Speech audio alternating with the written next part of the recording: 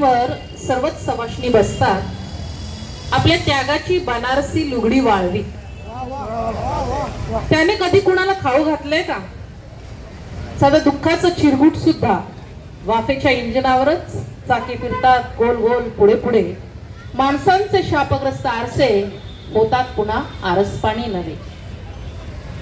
आज तुझा अडगळीतला फोटो माझ्या आठवणीत आहे. मरणानंतर ही मरणे मेल्यावर तो कोण हिरावून घेईल माझ्याकडून? एक वेळ वाळवीला वाळवी लागेल, एक वेळ कसरीला कसर. फोटो तुझा आणि तुझ्या कुटुंबाचा चार चौघांच्या खटल्यासारखा. त्यात सर्वच आहे. तू, तुझ्या नणंदा, जावा, दीर, लष्करातले मामंजी, पोरं बाळ, साहेब आणि टॉबी. निखळ कॉन्टेनमेंट. पाठीमागे झाडा झुडपांचं ग्राउंड. वर्षानुवर्ष पाहत आलोय हे चित्र मी. साहेब तर परमेश्वराच्या छाताडावर बसल्यासारखे आजही वाटतात. सुपारी कातरणाऱ्या टिळकांच्या आत्म्याला त्रास दे. रमाबाई ही सर्व पुण्याई तुझीच आहे. त्या फोटोत फक्त तूच आहेस. तुझे चरित्र, तुझ्या खस्ता, तुझे अश्रू, तुझे उसासे, तुझं शहाणपण, तुझ्या डोळ्यातली आदंताला स्पर्श करणारे कारुण्य, तुझ्या गळ्यातली ती निष्ठेची काळीशार पोत, तुझ्या चेहऱ्यावरले ते प्रासादिक औदासिन्य, कृष्ण हाताच्या चटक्यांच्या कहाण्या सांगणाऱ्या बांगड्या.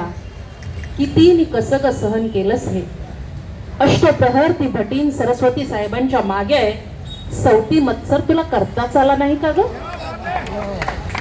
पैस पाठीवर घेऊन पोरक्या ज्ञानेश्वराने अमृताशी पैजा जिंकल्या.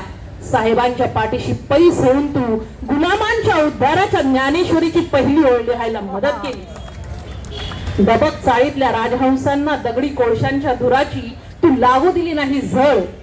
भांड्याला लागणारी भांडी, डोक्यानं फुटणारी डोकी, पटकी सटवी. तू चंदनाचं मूल्य केलंस कमी. तू चंदनाचं मूल्य केलंस कमी. तुझ्या मुक्या मनाची गाणी कलकीचा घोडा या कलियुगात घेऊन फिरतो आहे मराठी भाषेची ऐसी तैसी कर.